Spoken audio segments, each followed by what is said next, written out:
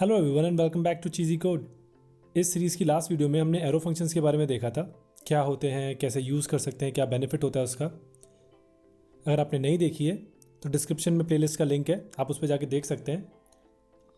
तो इस वीडियो में मैं आपको स्ट्रिंग से रिलेटेड दो फीचर्स बताऊँगा जो ये 6 में इंट्रोड्यूस हुए हैं। ज़्यादा बड़ी वीडियो नहीं होगी, ये बहुत छोटी सी वीडियो होगी, बट आपके लिए फीचर बहुत हेल्पफुल होगा जो भी मैं अब बताने जा रहा हूँ। तो सबसे पहली चीज़ है, कभी आपने अगर स्ट्रिंग डिफाइन करी होगी लेट या कॉन्स्ट कुछ भी यूज़ करके।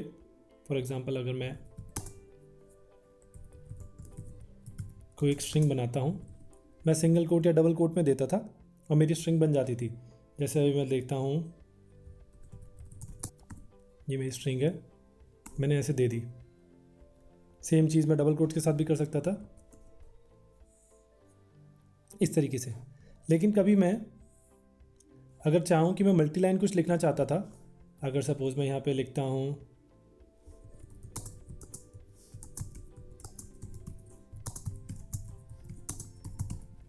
अगर मैं मल्टी लाइन किसी वेरिएबल को देना चाहता था तो मैं नहीं दे पाता था, मेरा एरर आ जाएगा।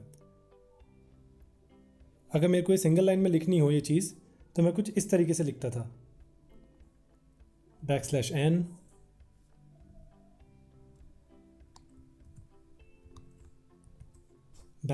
\n। मैं इसको अगर एंटर करूँगा तो ये मेरा एक्सेप्ट कर लेगा इसको। अब मैं जब इसको अगर प्रिंट कराना चाहूँगा तो ये आप देख सकते हो ये मेरा मल्टी लाइन में आया है। लेकिन अगर मल्टी लाइन में लिखने के लिए मेरे को इतनी मेहनत करनी पड़ रही है कि मेरे को /n लगाना पड़ रहा है या मेरे को टैबिंग देनी पड़ेगी, अगर मैं टैब देने के लिए मेरे को /t लगाना पड़ेगा, \t। तो उससे बचने के लिए अब मेरे पास एक ईजी वे आउट क्या चीज़ है इसका। अगर मैं वापस से यही चीज़ लिखूँ, क्लियर कर देता हूँ, वापस से मैं अगर यही चीज़ लिखता हूँ तो अब ये 6 में क्या हुआ कि सिंगल कोट हो गया, डबल कोट हो गया। अब ये 6 में क्या हुआ कि एक तीसरी चीज़ आई जिसको हम बोलते हैं बैक टिक या बैक कोट। अब अगर मैं स्टार्टिंग पॉइंट पे और एंडिंग पॉइंट पे बैक कोट लगा देता हूँ, अब मैं अगर इसको रन करूँगा कोड को तो इसने मेरा एक्सेप्ट कर लिया। और मैं अगर यहाँ पे प्रिंट करा के देखना चाहूँ तो इसने ठीक उसी तरीके से लिया है जो मैं एक्सपेक्ट कर रहा था। अब अगर मैं यहाँ पे टैब का स्पेस देता हूँ, यहाँ पे डबल टैब दे देता हूँ तो ये मेरा उसको कंसिडर करेगा।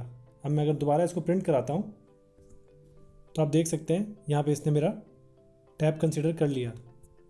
तो इस तरीके से जो बैकटिक इंट्रोड्यूस हुआ है ये मेरे लिए हेल्पफुल हो गया। अगर मेरे को मल्टी लाइन कोड लिखना है तो मेरे लिए बहुत ज़्यादा हेल्पफुल हो गया।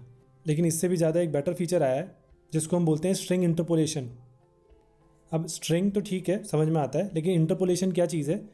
इंटरपोलेशन क्या होता है कि अगर मेरे पास कोई एक चीज़ है और मैं कोई दूसरे टाइप की चीज़ उसमें इंसर्ट करना चाहता हूँ, उसको इंटरपोलेशन कहते हैं। सपोज़ मैं स्ट्रिंग का एग्जांपल लेता हूँ, आपने देखा होगा एपीआई जो कॉल होती है हमारी, उसमें बहुत सारी चीज़ें हमें इस तरीके से लिखनी पड़ती हैं।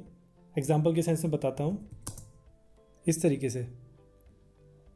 अब इसमें क्या होता है, यूजली मैं क्वेरी स्ट्रिंग में या यूआरएल में ही कुछ पैरामीटर एक्सपेक्ट करता हूँ। अगर सपोज़ मैं सिंप्लीफिकेशन के लिए बता दूँ आपको कि मैं यहाँ पे आईडी एक्सपेक्ट कर रहा हूँ और साथ में मैं एक्सपेक्ट कर रहा हूँ सपोज़ ईयर, कि किस ईयर में वो ट्यूटोरियल आया था। ऑल्दो ये एपीआई एग्जिस्ट करती नहीं है, मैं जस्ट आपको एग्जांपल के सेंस में बता रहा हूँ। तो इस केस में क्या होता था, हमको कुछ इस तरीके से लिखना पड़ता था। यहाँ पे मैं आईडी वेरिएबल यूज़ करता था, देन ईयर के केस में भी मैं यहाँ पे ईयर वेरिएबल यूज़ करता था। ऑल्दो भी डिफाइंड नहीं है, बट कुछ इस तरीके से यूआरएल होता था। अगर मैं इसको बना के दिखाना चाहूँ आपको, अब मैं अगर वो प्रिंट करता हूँ तो जो मेरा एपीआई पाथ बना है वो कुछ इस तरीके से बन गया है। उप्स, यहाँ पे इक्वल टू का साइन मिस हो गया।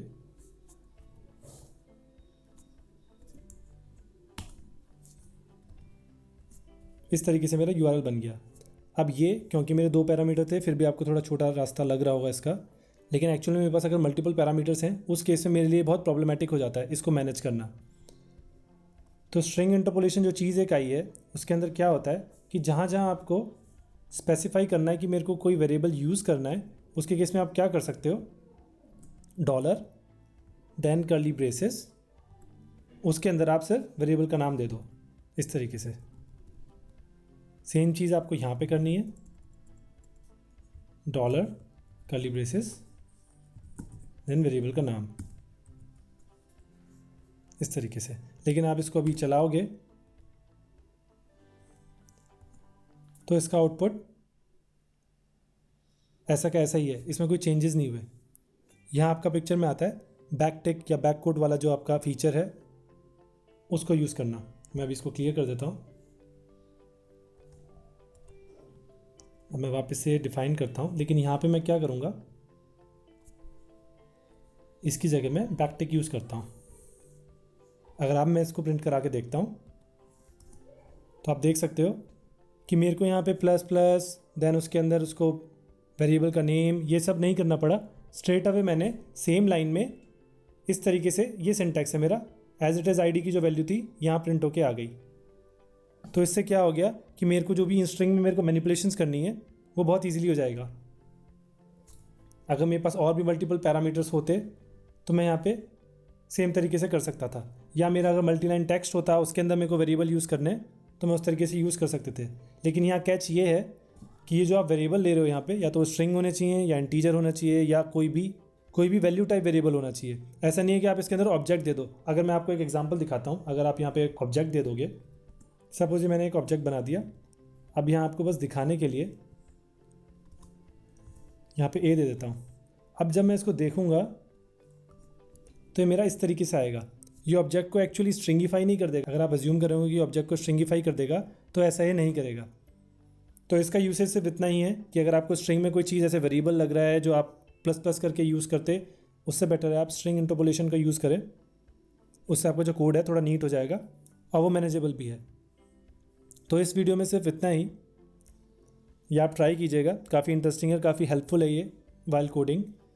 आप अपना फीडबैक कमेंट सेक्शन में दे सकते हैं। इस सीरीज़ में हम और भी वीडियोस डालते जाएंगे, so stay tuned. Thank you for watching.